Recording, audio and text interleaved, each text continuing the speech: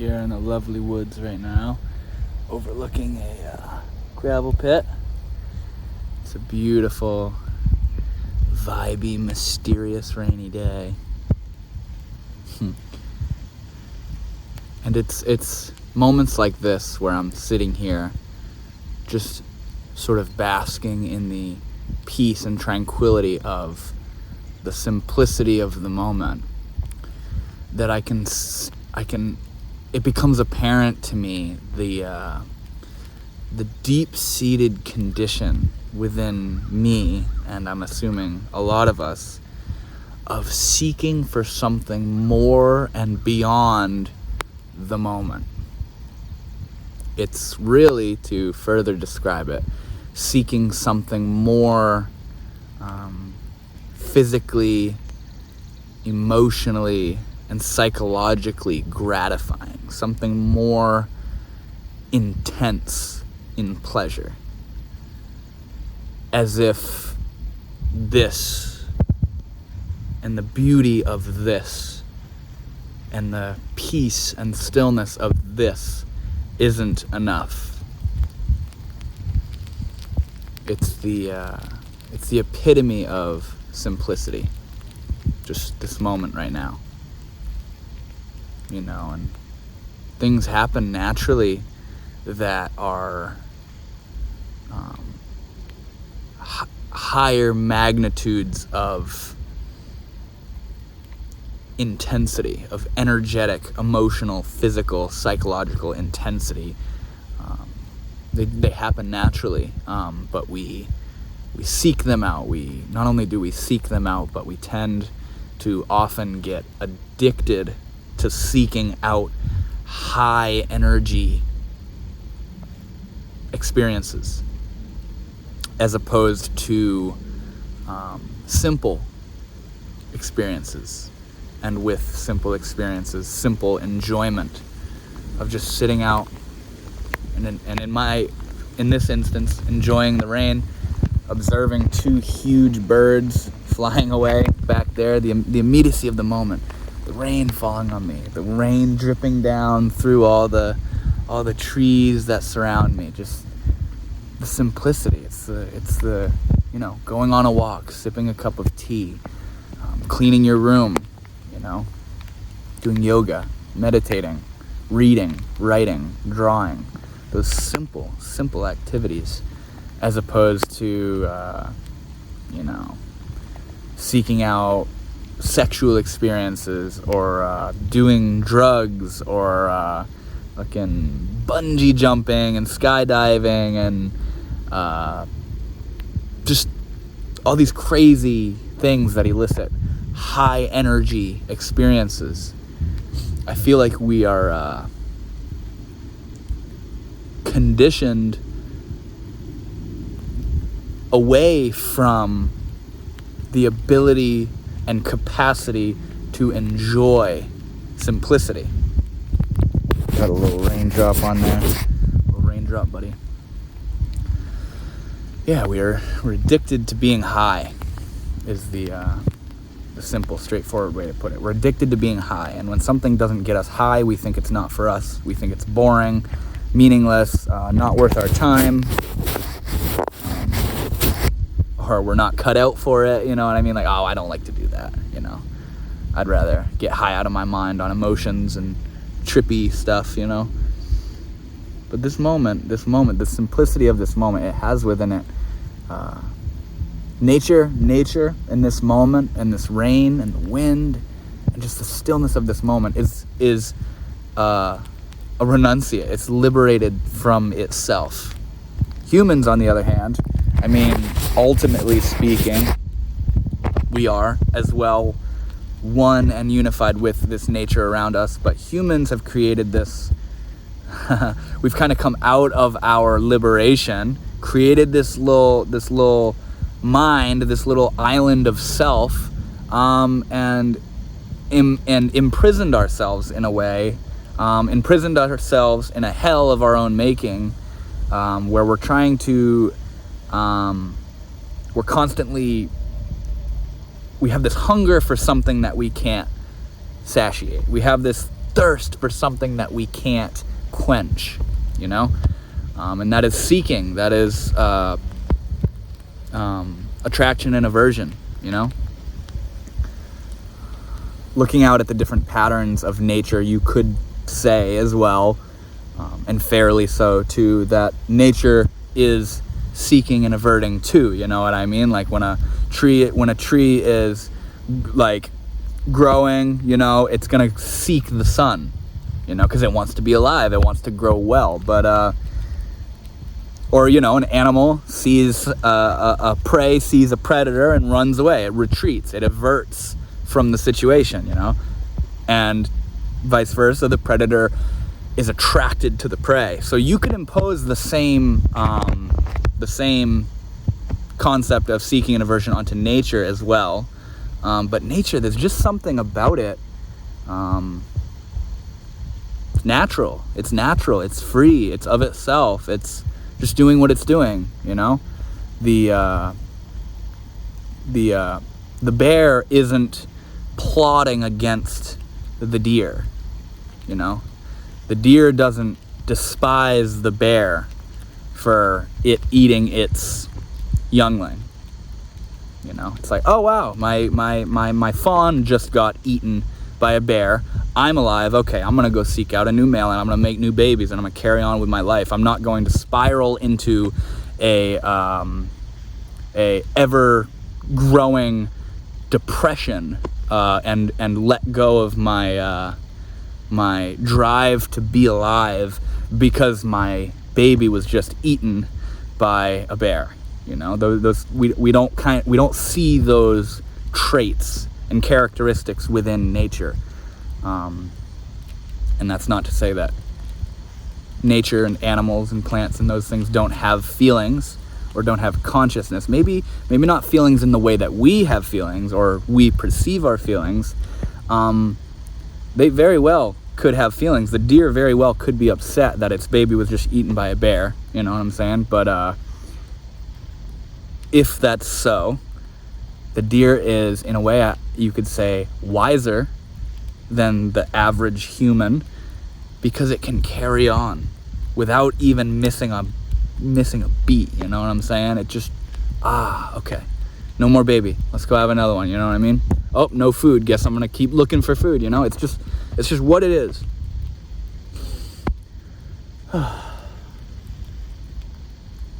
Yeah, like I was saying a moment ago, it's moments like this where I'm reminded of the sort of toxic trait that humans possess of it's never enough. It's never enough. We always want more. We want better. We want cooler. We want more pleasurable, more interesting, more trippy, more complex, more intense. We just want more. And then if you've noticed, when you get that thing that you thought was the more that you wanted, it then turns out to not be enough. You know? We're constantly, there's something in us that constantly is reaching out beyond itself. And as a human being, you could say that that's the thing within humans that causes humanity as a whole to sort of constantly progress and upgrade and evolve itself. And you could say, I guess, that's the same thing in nature that drives it to avoid the prey and avoid the predators and be attracted to the prey and want to reproduce and eat and survive and all that stuff. The same drive. Humans are just weird. I mean, here I am with this little robot. Humans aren't weird. Existence itself is weird. The whole thing, through and through, is weird as fuck. It's as simple as that. Existence is weird as hell. I'm sitting out here with this little robot in my hand, talking about the difference between me and whatever this is, you know? It's trippy, man. It's trippy. I feel like, the spiritual path has a lot of romanticization of it, where it's ecstatic union with the divine and like psychedelic-like experiences or straight-up psychedelic experiences and being faced with the divine other and overcoming ancestral trauma patterns and all this crazy, intense, powerful stuff. And yes, the spiritual path is infinite, and so it includes those crazy highs and ecstatic union and divinity and the samadhis and the liberation and all that kind of stuff. But this is also the spiritual path. The simplicity and presence of the moment as it is right now. Just here we are. And I think a major part of the spiritual path is learning how to just turn the volume down on that thing within us that wants more all the time. Because when you turn the volume on that thing down just a little bit, that turning down is counterbalanced by a deeper satisfaction of the moment as it is. If you completely turn off the volume on the thing that wants more, or the thing that wants this and doesn't want that, when that goes, freedom and satisfaction rushes in. It's like a vacuum, you know? The amount that you turn down that seeking and that attraction and aversion is increased when you turn down that dial. What comes in is a deeper level of satisfaction, is what I'm trying to say. And I think a major part of the spiritual path is turning down the volume on the seeking and aversion, the attraction and aversion. Because to the extent that you turn that volume down and chill that thing out a little bit, that thing in you that's never satisfied and always wants more, you learn how to not only be more present, but to enjoy whatever is here right now, you know?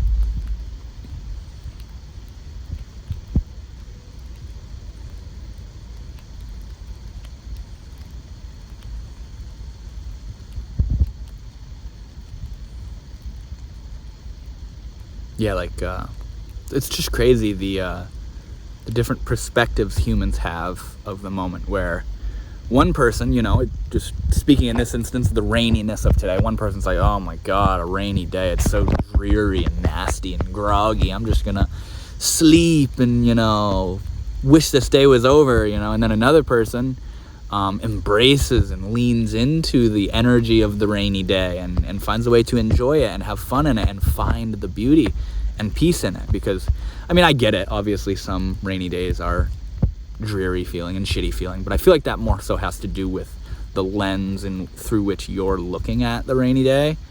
Because it's just the perception of this moment is really infinite, you know. We're kind of I'll be careful when I say the word choosing to see the world how we're seeing it. It's just very malleable, the way in which we can perceive this moment, you know. I mean, of course, it's based upon a lot of things, but we're able to rework those things, you know. Neuroplasticity. Rework them neural pathways.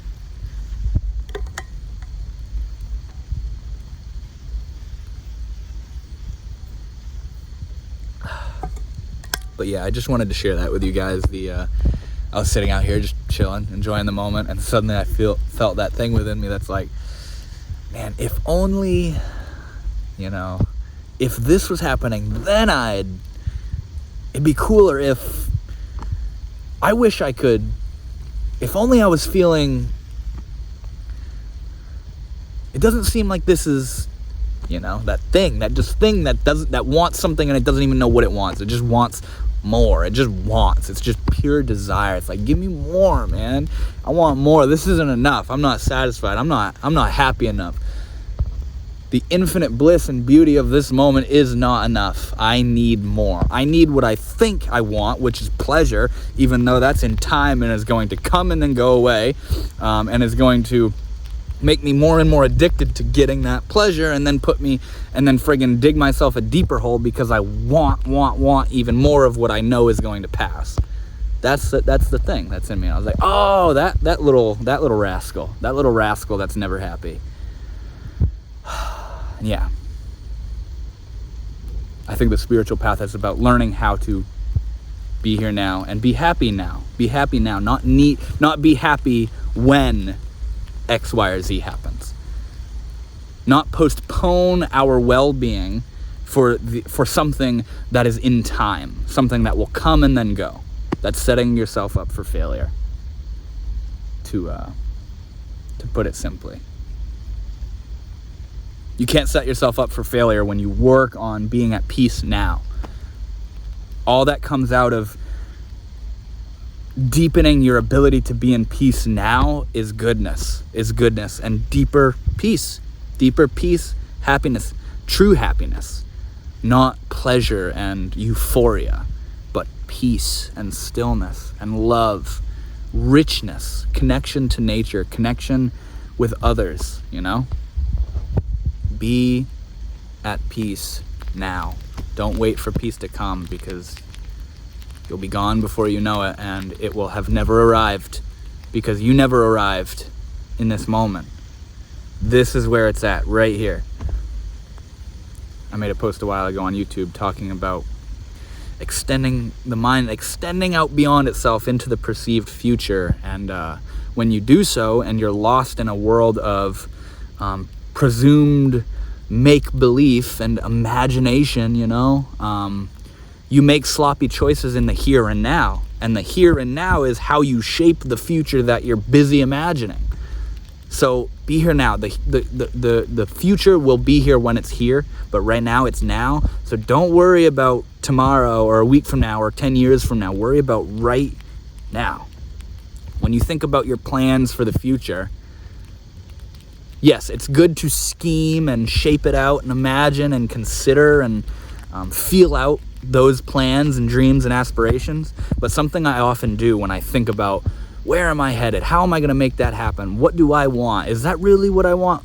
When I find myself thinking about that stuff, yes, I plan for it, but I find myself often asking myself, what am I going to do today that's going to make that come into fruition?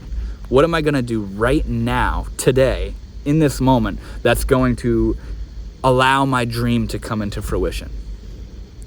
And a lot of the time, there's not much you can do right now to make it more possible. The time will come, the people will arrive, the plan will be laid out in this moment when it's time, when you have the time, you know what I mean? And a lot of the time, not much is required to make that dream come into fruition. It's something that takes time. It's something that grows. It's something that comes naturally as you just settle back into what it is you're really looking for. It comes into fruition. It grows and blossoms on its own, in its own divine timing. And we just spend so much time in this moment right now, like dizzying ourselves with, how is the future going to happen? What's it going to be like? What if I don't want it to be like that? What if I think it's enough, but then it turns out to not be what I want? How am I going to make this happen? What do I got to do now? What am I going to do then? How is it? What if it doesn't work? Oh my God. And we absolutely make ourselves suffer in trying to plan and coordinate something that doesn't even exist. And when it's time to make it exist, it will be time to make it exist. It'll be right here and you'll know what to do. But in the meantime, just chill out, man. Just chill out. Chill out. Have a good time. Be here now. Be love now. Work on loving. Work on being nice. Work on being cool and fun and happy and humorous and chilling and, just feeling yourself out, connecting with nature, connecting with the people you love. Just chill out. Stop trying to get high all the time, because you're going to get addicted to it. You're going to get addicted to it, and then you're going to be at a deficit when there's not the thing that gets you high present. Tune into nature. Thank you guys so much for watching. I hope you're having a wonderful day. I hope you enjoyed this video. And And I hope you have an ever deepening capacity to be able to find the joy and peace in this moment right now. Thank you so much, and I will see you all in the next video.